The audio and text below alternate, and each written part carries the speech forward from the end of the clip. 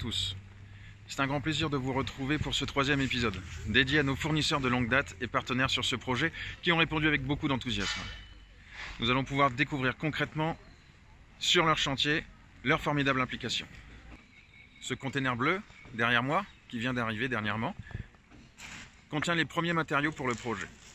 Il est encore sous scellé. Il reste la procédure de dédouanement pour pouvoir disposer des matériaux. Ça devrait pourtant coller pour le planning. Par exemple, ces matériaux ont été rassemblés à Pantin, dans les entrepôts de la Croix-Rouge, avec qui nous travaillons, avec la chaîne de l'Espoir. Depuis Pantin, ensuite, le container part au Havre. Tous les matériaux sont rassemblés. Ensuite, il part en direction de Madagascar, sur la côte est, à Tamatave. Ensuite, il reste 350 km de route sinueuse pour rejoindre les hauts plateaux, qu'on appelle à Madagascar, où se trouve la capitale et l'hôpital où nous travaillons.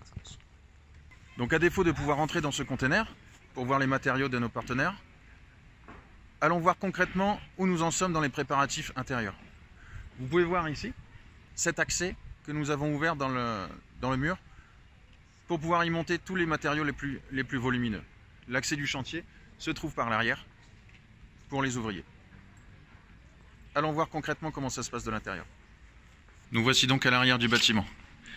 L'essentiel de nos travaux concerne le premier étage. Au rez-de-chaussée, nos interventions sont limitées. Un petit local technique électrique, un local technique plomberie et quelques réseaux d'évacuation.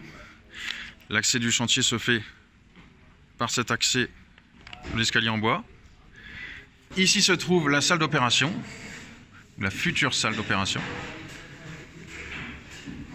Les patients entreront par ici.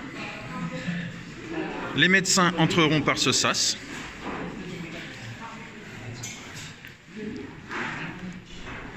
Les ustensiles stériles entreront par ce guichet qu'il reste à installer ici. Et suite à l'opération,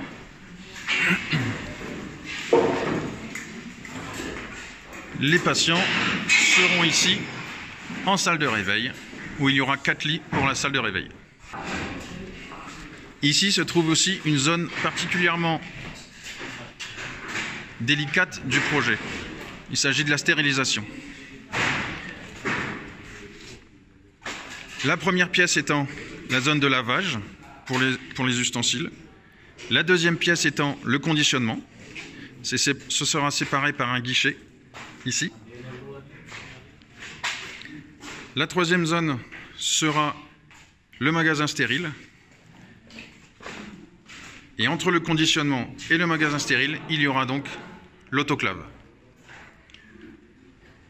Après le magasin stérile, nous passons par le guichet plombé pour que les instruments arrivent en salle d'opération. La cause portée par la chaîne de l'Espoir VBI a eu un fort écho auprès de nos fournisseurs. Il y a eu une mobilisation vraiment très importante par des donations en nature, en financier. Nous tenions à remercier ici 5 partenaires clés qui ont fait preuve de grande générosité. Le projet n'aurait pas pu avoir lieu sans eux. Le sol souple, qui sera installé dans les salles d'opération et la salle de réveil, est fourni par Gerflor. Les protections murales par CS France, le faux plafond par Roquefond, des portes très onéreuses parce que très pointues en milieu hospitalier sont fournies par Keyor. Les fermes portes et les interrupteurs sans contact sont fournis par Integral System. Merci à eux. Sans oublier bien sûr l'ensemble des autres partenaires qui nous aident à avancer sur ce projet. Comme vous pouvez le constater, sur ce chantier, la solidarité, ce n'est pas juste des mots.